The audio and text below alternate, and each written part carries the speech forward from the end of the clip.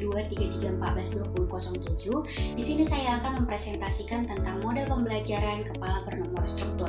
Sebelum itu saya akan menjelaskan apa itu model pembelajaran. Model pembelajaran terdiri dari dua kata.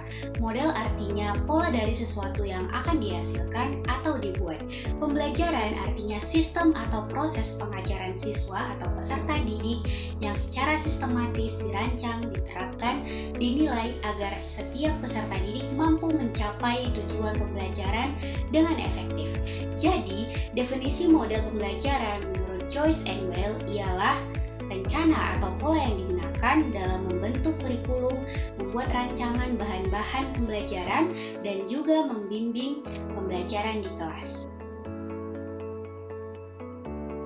Menurut Anita Lee, model pembelajaran kepala bernomor struktur adalah suatu model pembelajaran yang merupakan hasil modifikasi dari model kepala bernomor atau NHT yang digunakan dalam Spencer-Kaga.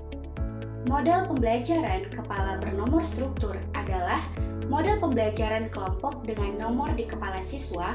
Setiap siswa diberikan tugas yang tidak sama dan nantinya lalu bekerja sama antar kelompok. Siswa diminta keluar dari kelompok dan bergabung dengan siswa yang bernomor sama dari kelompok lain untuk bekerja sama dan melaporkan hasil dari kerja mereka. Ciri-ciri model kepala bernomor struktur. Pertama, pada awal kegiatan, siswa dibagi ke dalam beberapa kelompok, di mana setiap siswa dalam setiap kelompok mendapatkan nomor. Selanjutnya, penugasan. Pembagian tugas diberikan kepada setiap siswa berdasarkan penomoran tugas yang telah dirangka. Yang ketiga, guru dapat meminta siswa untuk keluar dari kelompoknya dan kemudian bergabung dengan anggota kelompok lain dengan nomor yang sama. Beberapa dampak dari model pembelajaran kepala bernomor struktur. Pertama, meningkatkan motivasi siswa untuk bekerja sama. Dua, tidak adanya rasa tertekan dan belajar terasa menyenangkan. Tiga, siswa lebih menyerap konsep-konsep pembelajaran. Empat, lebih luas untuk menyampaikan hasil pemikirannya. 5. Menekankan siswa dalam pertukaran pemahaman dan keaktifan siswa dalam berdiskusi. Syarat penerapan model pembelajaran kepala bernomor struktur. 1.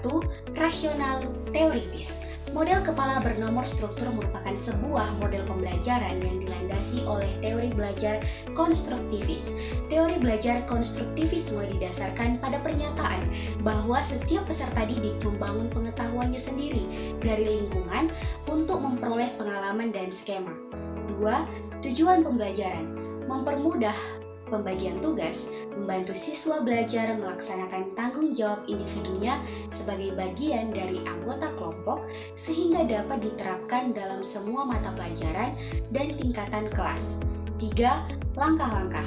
Pertama, guru membagi peserta didik ke dalam beberapa tim atau kelompok yang berjumlah 4-5 orang, kemudian setiap peserta didik mendapatkan nomor yang telah disiapkan.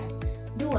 Memberikan sebuah pertanyaan kepada setiap kelompok dan tugas tersebut diberikan kepada masing-masing peserta didik berdasarkan nomor dan tugas yang berantai.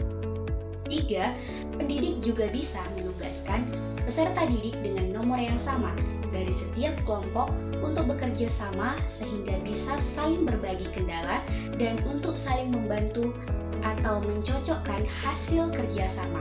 4. Melaporkan hasil diskusi dari setiap kelompok presentasi dan tanggapan dari kelompok lain. 5. Pemaparan kesimpulan. Dan yang keempat, lingkungan belajar. Lingkungan belajar yang fleksibel, ketersediaan meja dan kursi yang mudah untuk dipindahkan. Di samping itu, guru mempunyai kewajiban untuk membangun suasana belajar yang kondusif.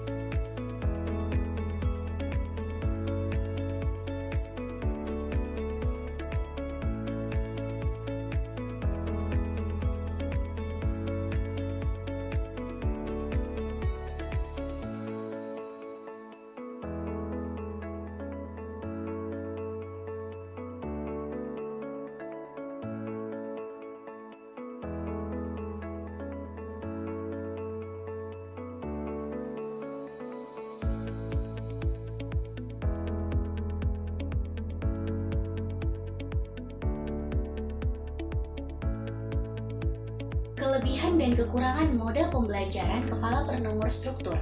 Kelebihan yang pertama itu, dengan kegiatan diskusi dapat dilakukan secara sungguh-sungguh karena siswa mempunyai tanggung jawab masing-masing. 2. Dapat bertukar pikiran dengan siswa lain. 3. Menumbuhkan sikap saling tolong-menolong dan meningkatkan solidaritas antar teman. 4. Menumbuhkan rasa ingin tahu dan percaya diri.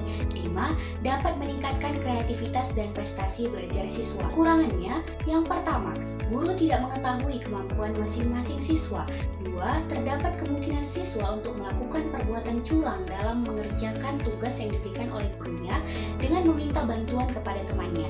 3. Membutuhkan waktu yang relatif panjang. 4. Beban tugas yang diberikan tidak sanggup.